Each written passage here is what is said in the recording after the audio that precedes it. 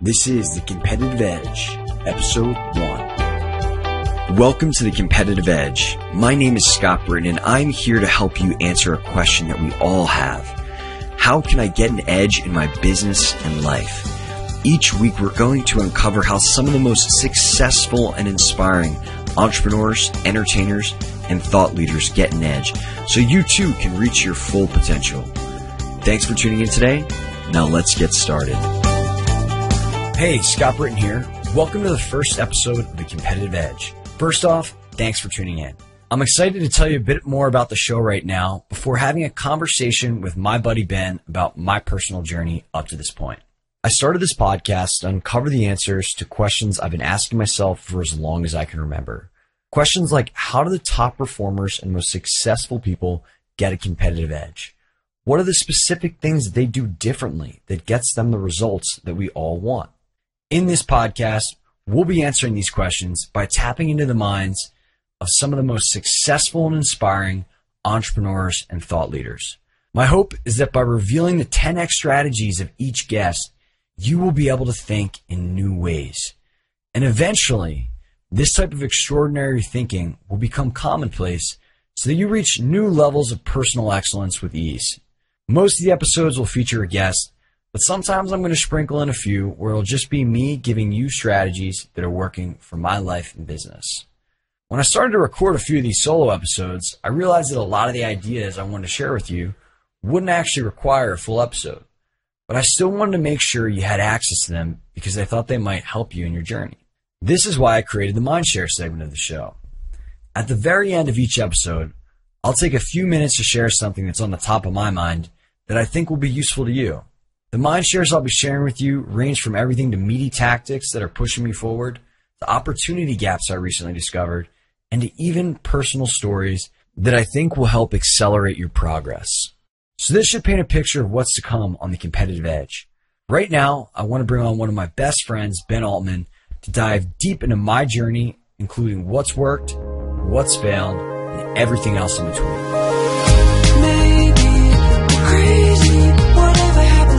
Ben, what's up, man? How are things 15 feet away? Hey, Scott, it's good. All good. I'm glad this is just audio because I could do it in my underwear. You're in your underwear too? That's awesome. I'm not the only one. This is the beauty of starting an audio-only podcast for everyone out there listening. All right, cool. So, enough shenanigans. Let's jump in. You want to just start by telling us a bit about your life? Sure. So, I was born in the exciting town of Newtown, Pennsylvania, which is about 45 minutes northeast of Philadelphia. I have a younger sister and two awesome parents. Pretty much spent my whole life in the Newtown area until I went a whole whopping 30 minutes away to school in Princeton, New Jersey, and had an awesome 4 years there. Then decided to get into the real world by starting off trying to be Jerry Maguire, working for a sports agency. Turns out that movie isn't actually that accurate in terms of how sweet that job is. And that kind of launched me down the path of wanting to be an entrepreneur. And I broke into that world by working for a tech startup in New York for my friend Josh, then tried to start my own software company, which was really, really tough. And great experience, but we had to shut the first product I built down called Sifter, and joined the single platform team to do business development.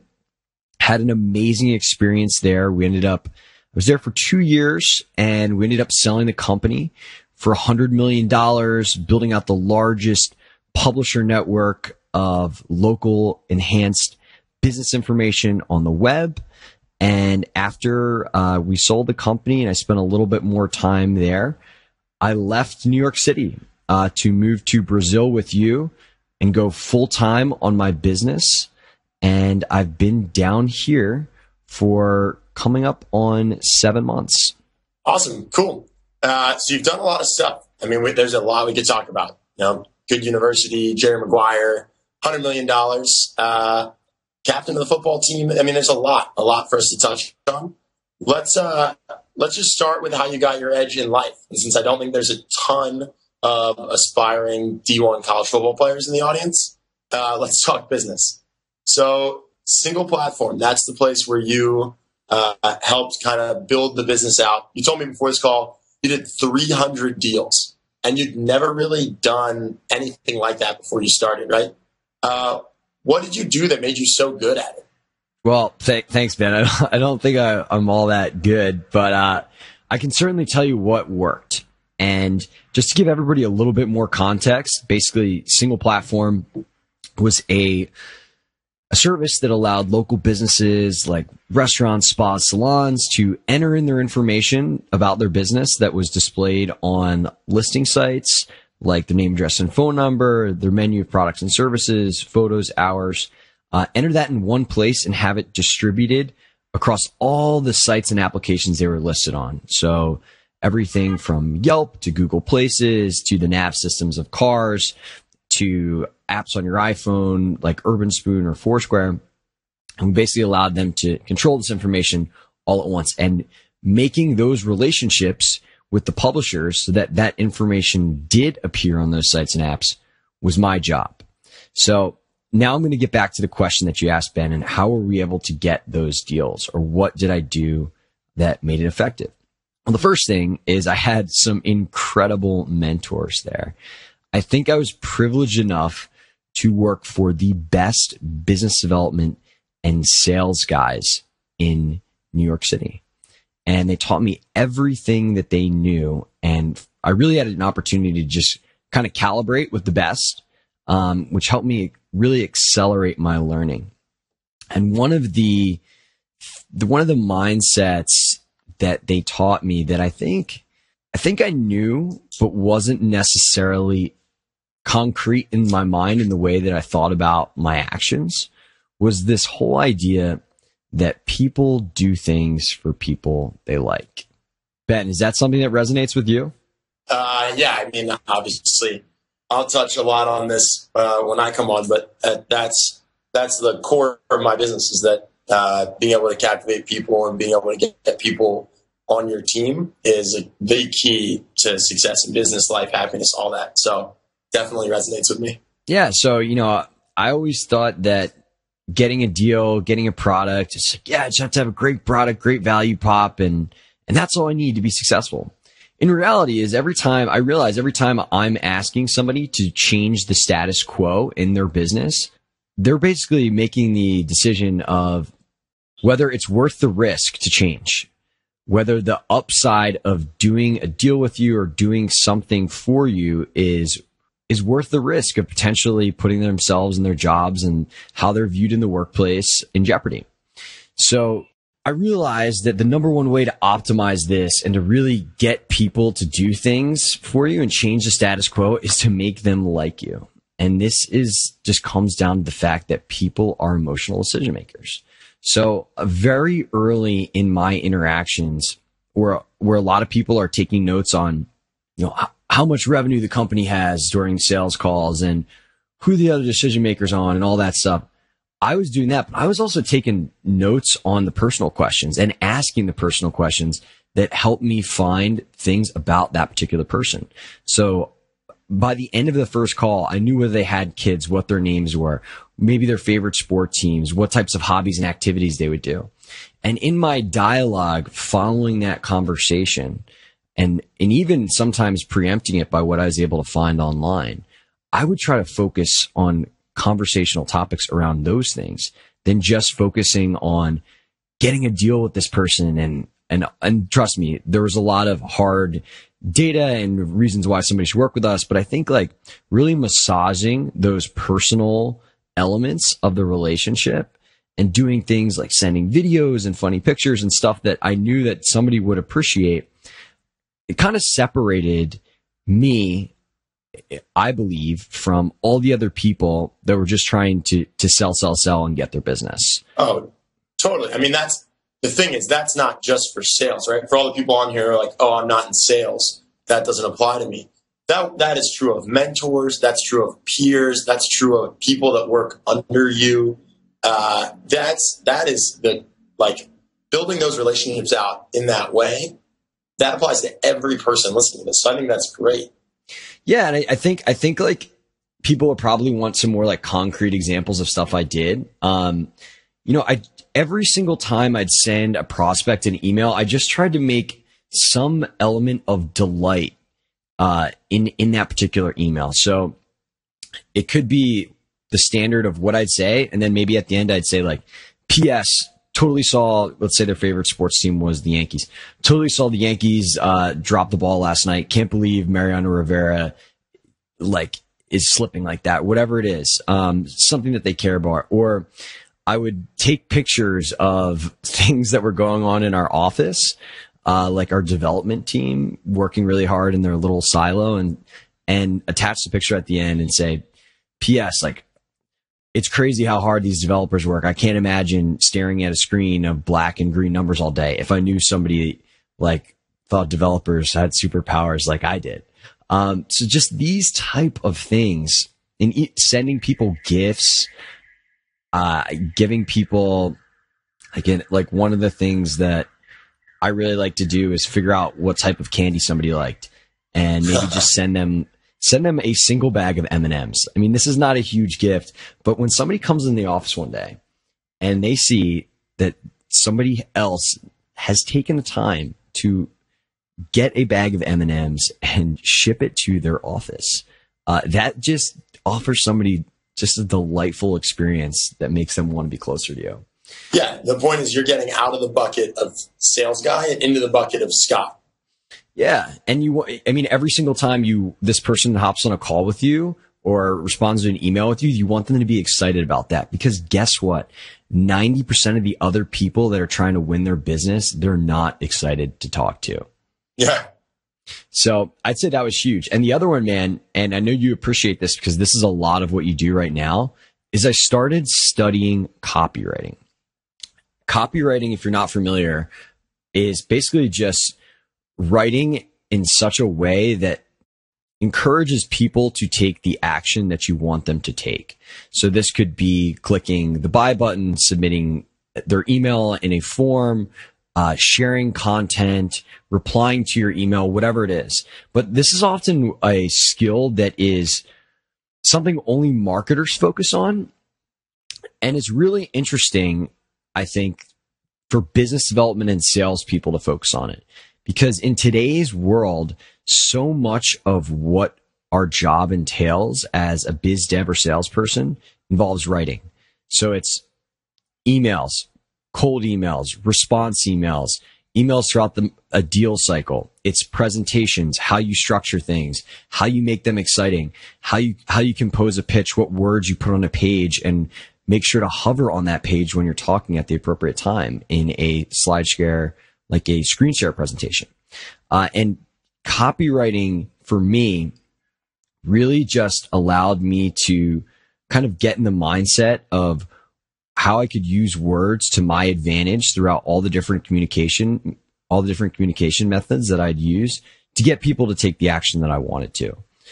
So just again, to give a specific example of what that looks like and a mindset that I used is, a lot of people write a lot of these deals I got that you mentioned, 300 deals, a lot of them came from cold emails. Yep. A lot of people write cold emails in such a way that they found some guru template that's like, hi, my name is John and I'm from this company and we did all this cool stuff and here's my product and it has all these whiz bang gadgets or whatever it is. And that is just such a bad way to write an email. That is so irrelevant and boring and it doesn't make me want to read on. And the copywriting mindset, what it taught me, at least in the context of emails, but really anything is that each part of an experience, when you write something, has a specific goal. So for an email, where you're emailing a prospect, like I was all day, every day for a while, the goal of the subject line is to get somebody to open the email. Yep. The goal of the first sentence is to get somebody to read the second sentence. The goal of the second sentence is to get somebody to read the third sentence. The goal of the third sentence is to read the fourth sentence, and so on. And then eventually, the goal of that entire progression is to get somebody to reply to your email, so hopefully they can get on a phone call with you. Yeah. And go ahead. No, I think this is huge. I think it's worth calling a timeout because this is a skill that is not just about putting it in writing. it's for anything. It's for when you're doing an interview on either side of the table, a negotiation, a presentation. A lot of times people just want to talk about themselves or their idea, or write about themselves or their idea. But the point is, what is your purpose of any communication? What is the point, right? And I just actually spoke to a guy who does early stage investing, venture capital. And he said the same thing. Like, people can come in and talk all day about themselves. The people that got money were the people that thought about what he wanted and communicated what he needed to know to feel comfortable giving them millions of dollars. So I think this is a skill, to your point, that isn't just about emails. It's life communication with your parents, your friends, whatever. What do you want them to feel? Loved, confident in you, whatever it is. And nobody does this. Nobody does this in their communication. Right. And even if you do this, you could be dead in the water because they already made the decision in their mind before you've gotten to the point to communicate that. Yep. So if I came in and, did the Scott is awesome parade, and this guy in his head is saying, wow, this guy sucks. How do I politely excuse myself from this meeting? And he's basically playing on his iPhone or, doing mental knife fights in his head about how he's going to go golfing this weekend or whatever it is. This person has already made their decision. So it's the art really of leading somebody along a path where they are captivated the entire time. And it is a logical progression where at the end, whatever it is that you ask of them to do, the answer is obvious, and the action that they should take is the one that you are presenting them with and want them to take. And so I have a question. So how did you come up with this idea? Because I had no idea what copywriting was until a few months ago. And I know a lot of guys that work in biz dev, sales, they have no idea what this is. How did you decide that this skill that at first might not appear to be tied at all to what you were doing, how did you figure out that it could be the key to your success? Truthfully, man, it was a total accident. Nice. So on this, I love that, right? It's so cool when life just fits together like that. But what happened was I started a blog on the side, and the whole reason I started a blog was because in my first year working in tech, some venture capitalists told me I needed to have a digital presence. So I started this blog and I started writing. And one day, I asked somebody who had a really big blog, hey, how do you get more readers? How do I get more people to share this? How do I get people to actually read my articles? And he said, Scott, the number one thing you can do is understand how to write in a way that people can empathize with and that people want to read. And the way to do that is to study copywriting. And he gave me this book called Breakthrough Advertising, which is kind of the Bible on copywriting. I mean, there's been a ton of amazing books I've read out there, but this is where I got started. And I read it, and it just made me realize that all of the way that I was communicating with people, not only even my writing, but just verbally, was just so disorganized, and it didn't have a purpose. I wasn't taking things into consideration, like the sophistication of my audience. I wasn't taking things into consideration, like what the pain points of the people I were talking to. I mean, I was just showing up and just following conversational habits, both in email, in email and in the way that I spoke with people, that never really questioned why I was saying what I was doing. I was just going through the motions of what people before me had done that I thought seemed like a good idea. Yep.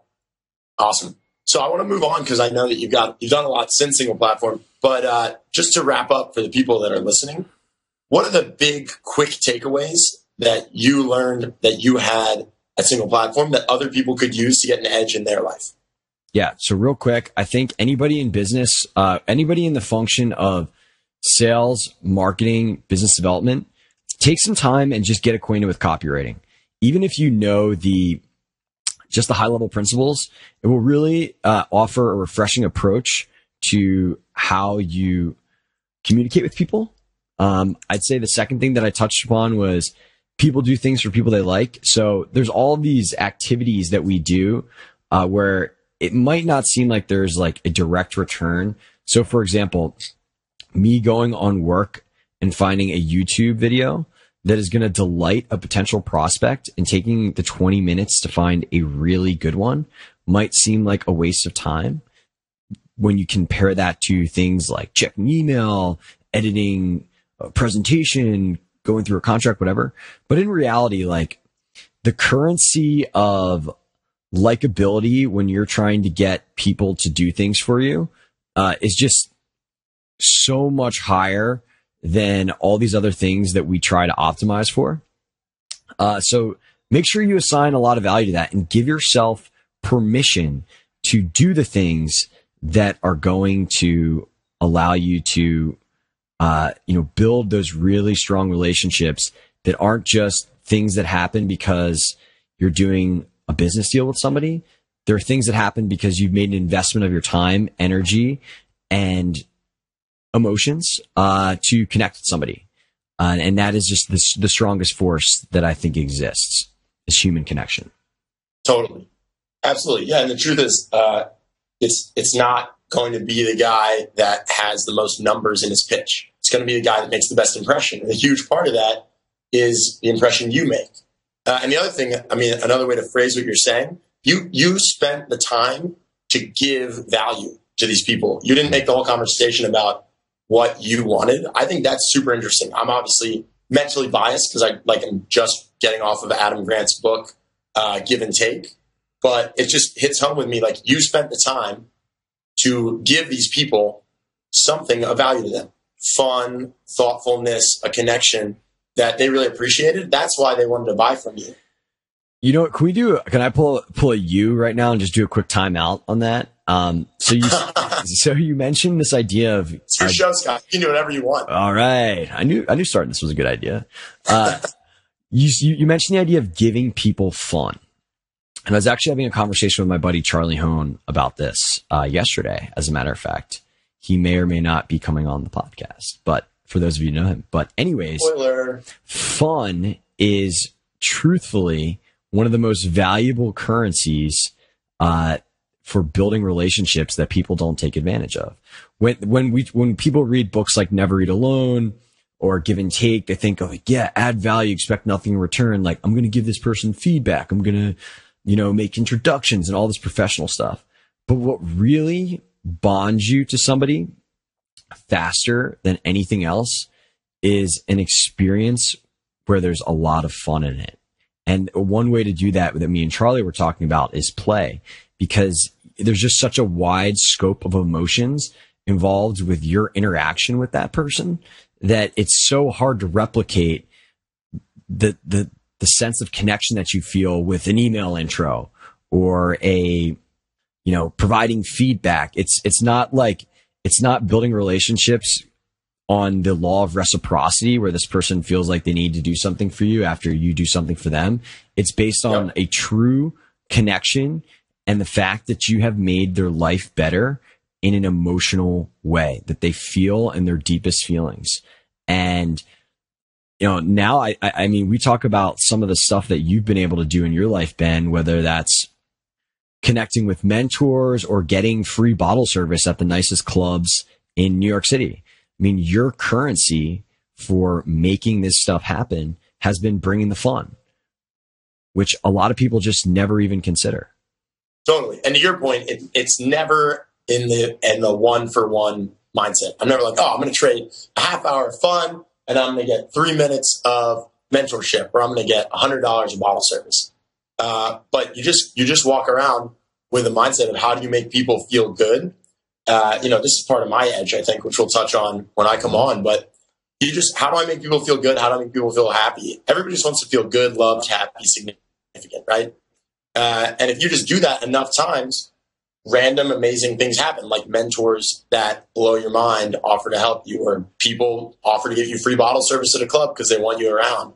And it's exactly your point. It's just by taking the time to be like, okay, everyone I'm interacting with throughout my day, what can I do to make them feel good? And it's not in a one-for-one Cialdini reciprocity method, but it's more just you just give that positive impact into the world, and things happen to you that you're going to like. So, it's funny, man. This is just so present. and we're just going to riff on this because this is my show. But and it's good for the listeners. And it's good for the listeners, and you guys are learning, and your lives are going to be better because of this. But one of the questions I ask myself in my morning journal is, what can I do to make today great? And for whatever reason, I wrote down today, try to be playful and bring delight into every interaction. And when I went to the store earlier, I flirted with the cashier. When I saw Henry on the street, I went up and tackled him. And it just made me feel so happy. And it made these people feel so happy. And it's just such a powerful mindset to think about. How can I make this as fun and delightful as possible for everybody? How can I make these mundane actions, whether it's sending emails, whether it's walking into the office, whether it's checking out at the grocery store, just delightful for the other person? Because 98% of people aren't doing anything different. They're going through the motions. So that mindset, that question to ask yourself every morning, just a fantastic way to start the day. Yeah, I think that's a really important point for people. It sounds like a throwaway, but setting that intention, whatever it may be for the day, is huge. I know you have a lot of habits you build in, routines you build in to make yourself do that.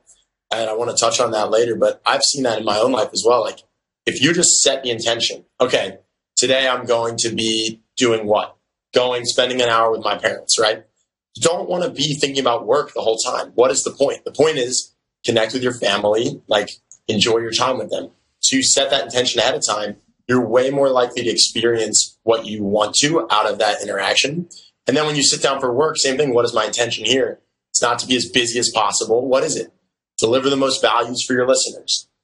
Crank out something that's helpful for people. Do in 1 hour, whatever it is. You just set the intention and it focuses your brain in an incredible way. That's another thing that I've seen that's been a huge advantage in my life, is just deciding what the time you're about to spend, the next hour, whatever it is. What's the point? What are you trying to accomplish? What's your intention? It's good stuff, man. So, all right. Well, we've gone down tangent road for a while. I'm gonna pull it back, refocus. Probably my fault as the host. Land this plane. It's my first time, guys. All right, be gentle on my hosting. So, all right. So now let's talk about your current business. I think there's a lot of people who would be really interested in this. There's a ton of people who have information to share with others and are trying to make a business out of it, right? And that's a huge part of what you do. You share your knowledge with others. In your first year, you've managed to top the 50 most trafficked self-improvement blogs on the internet. You managed to teach 15,000 people. Like, that's an incredible result relative to 95% of the people that try to do what you're doing. What's the edge there? If I'm somebody who owns a business or wants to start a business that's like that, or any business really, like, what gives you the edge? How have you done that? Just so everyone knows, I'm paying Ben handsomely to say these nice things about me right now. But seriously, man, thank you for the kind words. So let me start off by saying I think I've done a few things right, but I've done way more things wrong. And I think this is actually a really good chance for me to talk about a huge mistake I've made and how I've been able to correct that to get some of these results.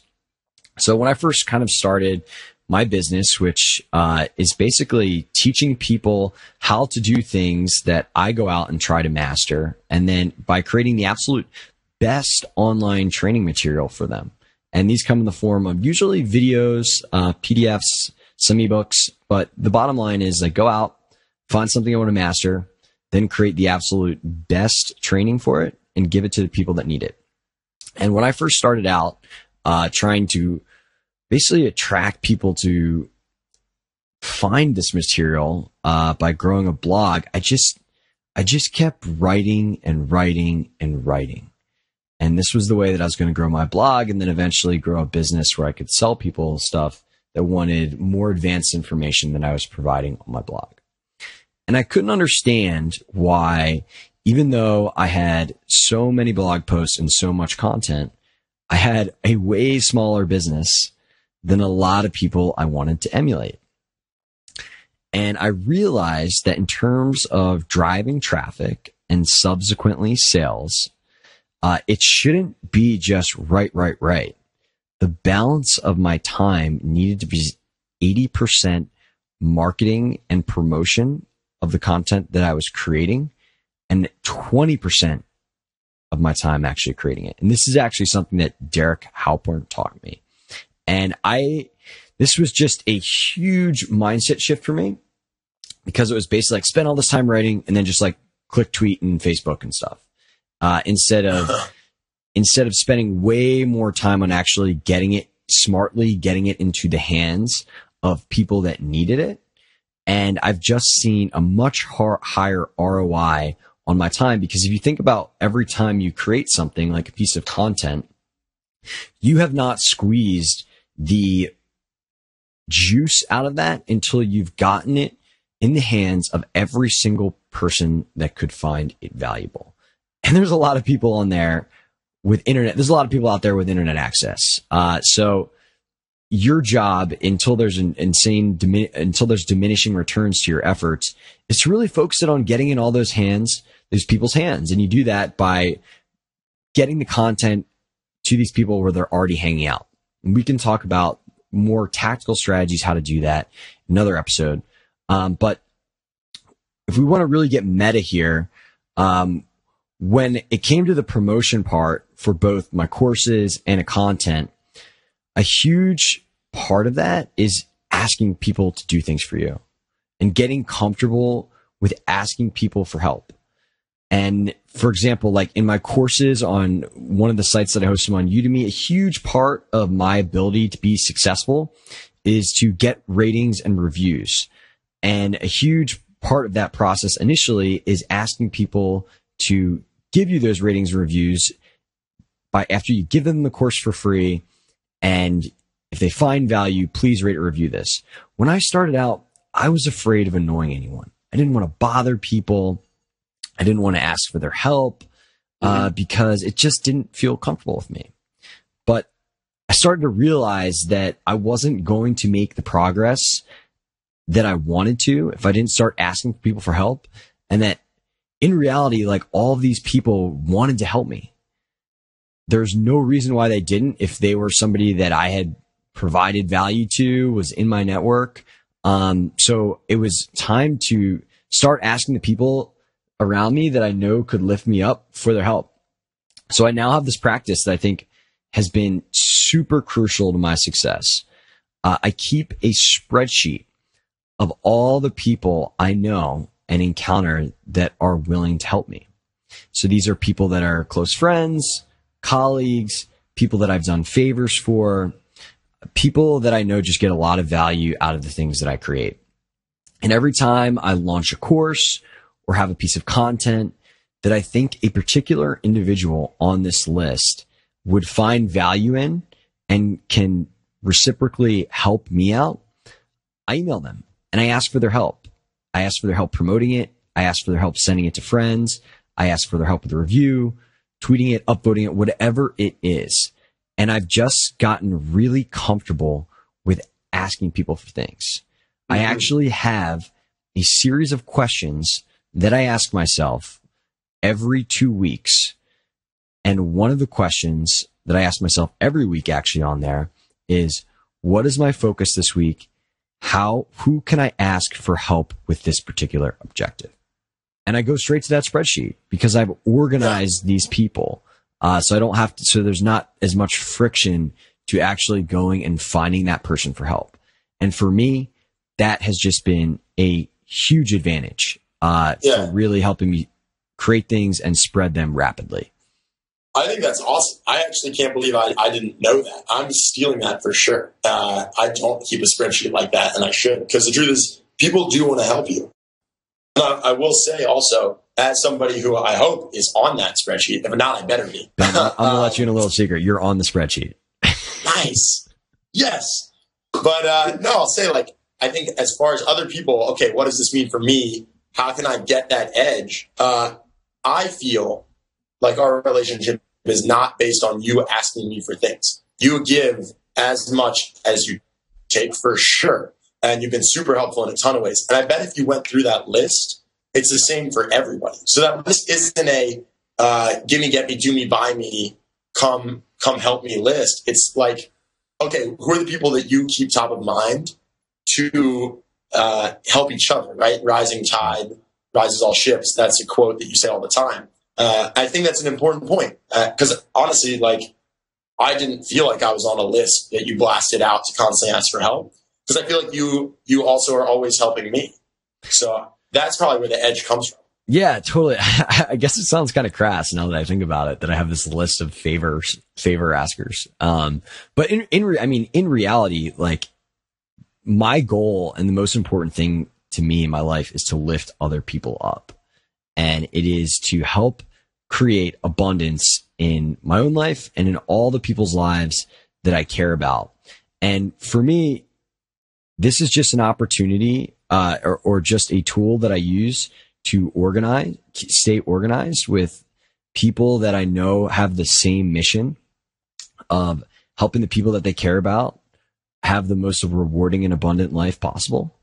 And so I think that you're totally right. And I'm really glad you brought this up. For people that are listening to this, don't think of this as a list of people that you're like charting OU favors. Think of it just as a way to stay organized, so that when you need something, you know which friends can help lift you up and vice versa. And again, like, no one on the list that I have is somebody that if they came to me and asked for something within reason, I wouldn't be jumping out of my chair to support them. Yeah, totally. Any fun stories of people that have helped you out? I can think of one for you, but I'm just curious. Any anecdotes about how this has led to something major in your life? Let's see. Well, I'd be curious to actually hear just about the story that you Okay. Yeah, so I'll do the short version. I just remember, like, you were on national television, right, for that post you wrote about not lying. Mm-hmm. And that started, that was like a classic up the media chain. That started as just a blog post you put on Reddit, right? Mm-hmm. And you were like, yo, this is a really good post. And you sent it out to people. I was one of the people you sent it to. You're like, check this out. I just posted it. Give it a read. If you like it, give it an upvote. Like, I think it's pretty good, and I want people to see it. And the way Reddit works, it's like a monster poster, like quicksand on there. So if you don't get momentum, you just fall to the bottom and you disappear. And like, that just gave you the kickstart to then get hundreds of eyes on it that upvoted it, to then getting picked up by another place, to then blah, blah, blah, getting you on television. But it took me like 5 seconds to help you with, right? All you had to do was think to ask me. Mm-hmm. I think that's like a pretty great example of super small, not an inconvenience at all, to a person that wants to help you, because I want to see you succeed, that lands you on 2 national television shows. Like, pretty cool example of how powerful it can be to ask for really small favors. So the point is, you didn't ask me to get you on national TV. You just asked a couple of people to spend 5 seconds doing something that would give you a little bit of help. And like, it had a huge impact on you. Well, that's such an amazing example. I'm so happy you brought that up. And it's just really insane. The type of opportunities that can be unlocked if you just take advantage of the people that are already excited about helping you. And, totally. That you're right. Like, I got to spread a message that's important to me, which is always tell the truth, instead of tell lies to make your life more convenient, in front of 6 million people. And I would have never been able to have that opportunity if I didn't take the extra 3 seconds to email my buds and say, hey, can you give me a quick upvote? Which then put the content in front of the people that could unlock those type of opportunities for me. Yeah. So I think what's interesting is you didn't just get 10 people to look at that post, right? You emailed it to 10 people. Hundreds of people upvoted it, which means a ton of people resonated with that article, right? Ultimately, the reason it went so viral is because people really liked it. And there are a lot of people writing things on the internet. That's probably not the first article that's ever been written on the importance of honesty. Actually, by probably, I mean, like, guaranteed, the internet is massive. So this is specifically, I guess, for content creators or for anyone that writes with the idea of like inspiring other people. What do you do that gets people to like what you create so much? What are your secrets? Because I know your following is really engaged, and what you write a lot of times makes its way all over the internet. How do you do that? Yeah. So I think, there's a lot of people out there that just give prescriptions like, you should do this, you should do that. That's so, it's just doesn't connect with people, right? People don't read 10 things how to do this and really get excited about sharing that, really stay engaged, really want to make changes in their lives. And I think as a content creator, one of the things that's been really good for me is just being raw, transparent, and vulnerable, and really trying to tap in to empathy. And the key to doing that is just being upfront and relatable and honest. And so when you see my writing, a lot of the things I share are very personal. When I create courses, I show exact emails that I sent that are literally copy and pastes.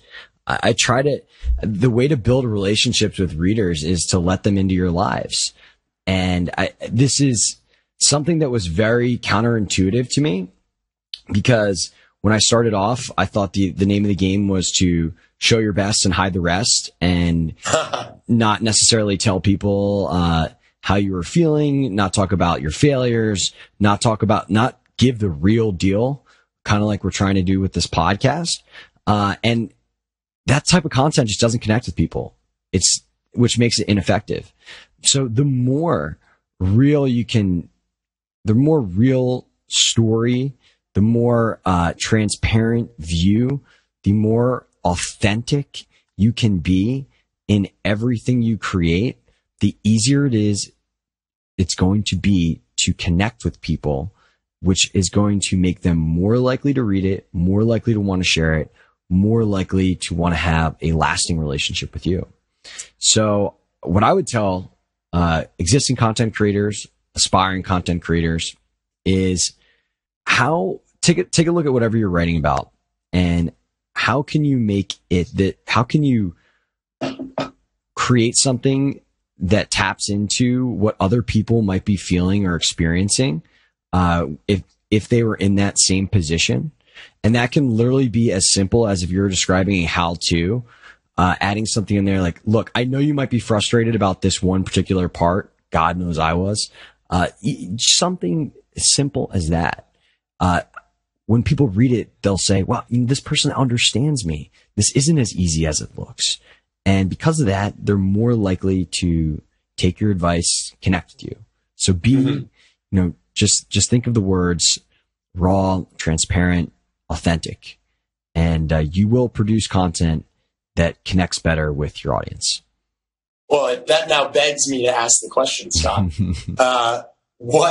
Give us a story that you've never told, or give us a story about a failure that people could learn something about. So like something that you did that went horribly awry, or that no one knows, and what listeners can take away. Yeah, sure. So when I first moved down to Rio, you remember this probably, I was creating this ultimate biz dev course where basically at this point I had been teaching biz dev in New York. I had taught it how to get a biz dev job course. But what I was really excited about was creating this course that was literally everything I knew about business development, about sales, about relationship building, cold emailing, cold calling, everything. I was so excited about this. And I created the course. It took me, like a month to create. It was 12 hours of content. I mean, tons of scripts.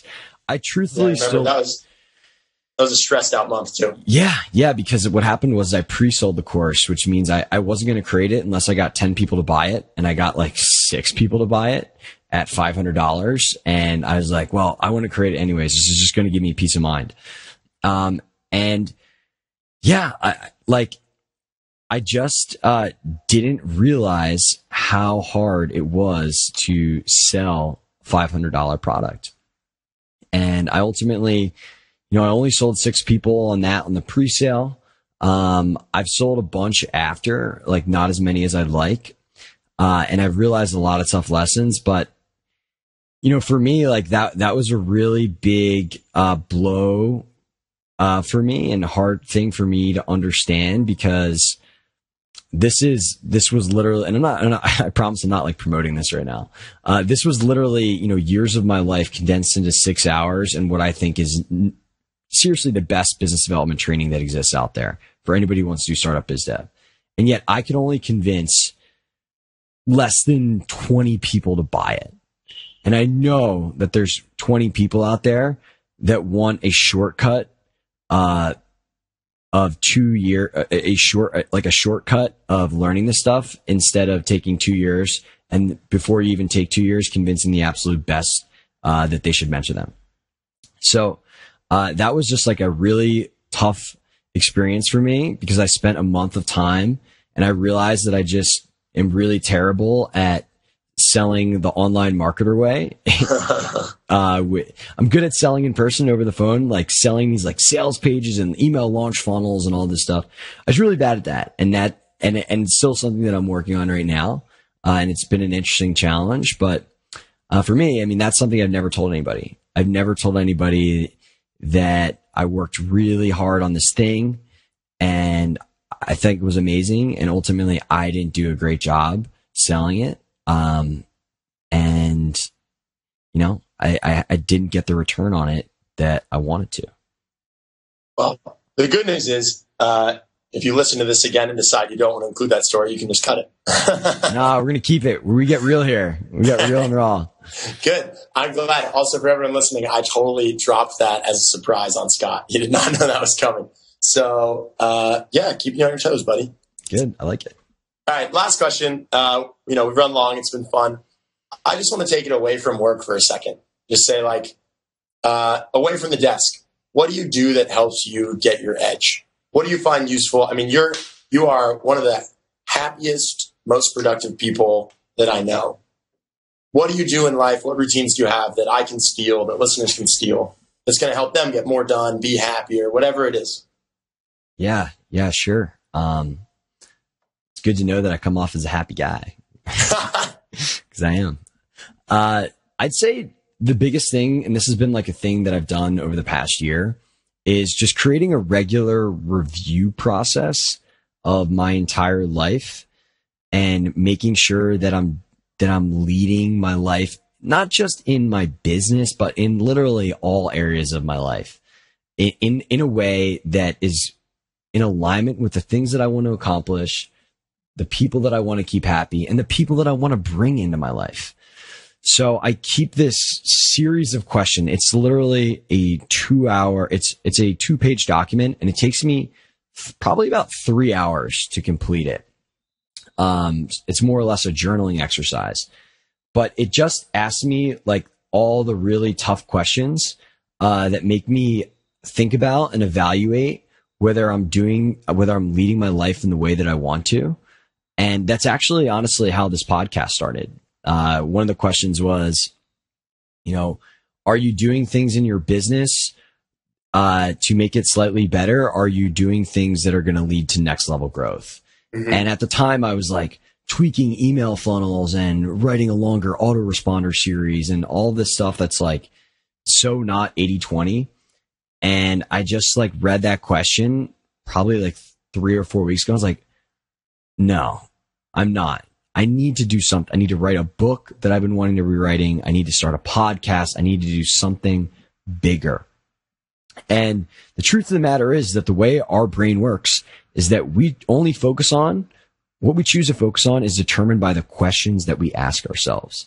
And unfortunately, we are really bad at making sure we're continuously asking ourselves the right questions that allow us to focus on the things that we should be, which in turn allow us to take the actions that we should be. Awesome. Dude, I would love to get a copy of those questions. I would love to make that a part of my daily or weekly routine. Absolutely, man. I'll do you one better. I will not only give you a copy, I'm going to link that up in the show notes over on lifelonglearner.com so that anybody who wants to integrate that practice can see the exact questions that I use for my own life. That's awesome, man. Dude, I think it's so easy to get caught and bogged down into like the weeds. I think having like a once a week just refresh of what is important, what should I actually be focused on, that would be huge for me. I'm sure if anybody on here that's starting a business, that would be awesome. So thank you. You're welcome, man. And thank you for taking the time to interview me today. I really appreciate it, man. You're a great friend. I cannot wait to have you on here. And listen, for everyone that's listening, I am so excited about this podcast. Literally coming up, we have everyone from entrepreneurs who've sold companies for hundreds of millions of dollars to pro athletes to people who are living the 4-hour work week and banking $500,000 a year sipping coconuts on the beach. It is going to be absolutely awesome. So stay tuned for the next episode. I'm really excited about our guest.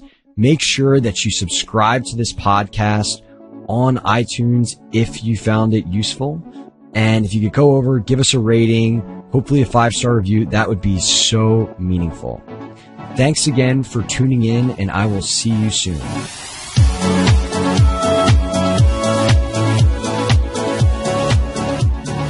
Before we finish up with today's Mindshare, I just want to say thanks for listening to another episode of The Competitive Edge. If you enjoyed the ideas in this episode and want access to all the conversations, tactics, and mind shares we'll be sharing in the future, the best thing you can do is subscribe to The Competitive Edge on iTunes. And while you're there, if you felt like this show has made a positive impact on your day, it'd be great if you could leave us a review on iTunes as well. Now, I know we covered a lot in this episode, and there might be a few key ideas or tools that you want to remember. So we went ahead and compiled all of the notes, links, and even a full searchable transcript of this conversation for you on lifelonglearner.com. That's life-longlearner.com.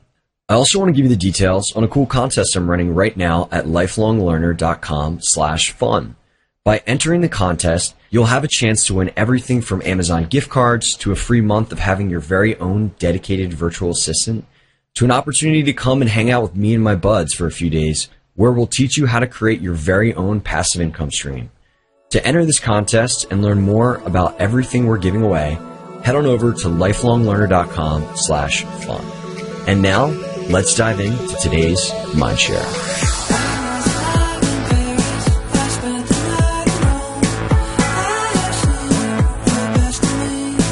All right, time for the very first Mindshare.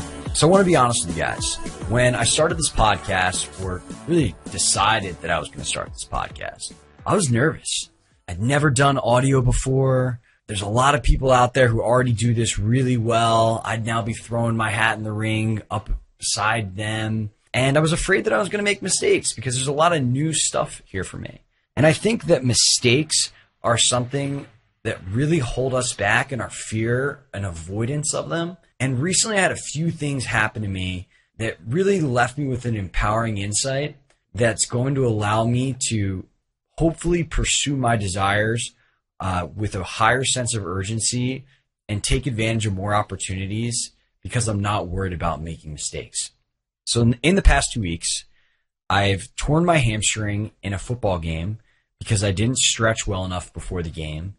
And I lost a ton of money and opportunity to reach a lot of people because I didn't properly set up this book that I launched. And I was really frustrated at first about these things. Like, I worked really hard to get in shape for this football season. I spent a ton of time marketing the book, and I wasn't able to capture a lot of the value because I just hastily wanted to get it out there instead of properly planning it. But what I realized is these two experiences were actually a huge blessing because I will never make those same mistakes again.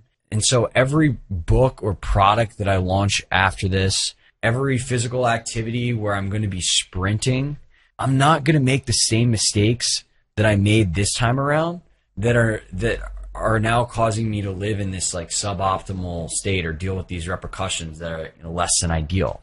So when you realize that, and when I realized that, I was like, wow, I shouldn't be so afraid to make mistakes. Because every single opportunity that I have where I could make a mistake is really just not only a chance to learn, but a chance to safeguard myself from failure or from not performing at the highest level every single time after this. So actually, if I go out there and I make all of these mistakes, I'm doing myself a favor and creating a more compelling future for myself. So that's what I realized. It's really empowered me. It's allowed me to pursue the things that I want in my life with more zeal because I'm not as worried about making mistakes. And I hope today that you just take a moment and you think about something that you know that you should do, but you're not doing because you're afraid to mistake, and go do that thing. Go do it right now. Go do it today, because regardless of whether you make the mistake or not, you're not going to make the same mistake the second time if you do make one. And you're going to be better off in the future for the rest of your life. So I hope you've enjoyed this mind share. It's what's on my mind right now. And I look forward to seeing you in the next episode. Thanks for tuning in. Talk soon.